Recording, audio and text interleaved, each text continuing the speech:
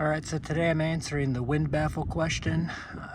Off-ridge vents sometimes have an engineered wind baffle, which almost looks like a football helmet guard that goes around this opening and prevents water from coming in during a wind-driven rain. They don't all require it. Oftentimes you can tell the difference when you look at one that doesn't require it.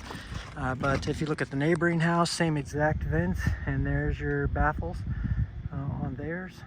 So you have these off-ridge vents that are resisting leakage as they have that wind baffle, and these guys do not. So this home definitely had water coming in during the storm, and a lot of it had to do with the missing baffles.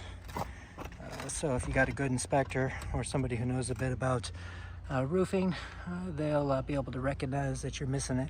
So you should get an inspector to inspect your roof, see if it's actual roof leakage or a deficiency having to do with roof installation, to identify the source of your leaks during a hurricane.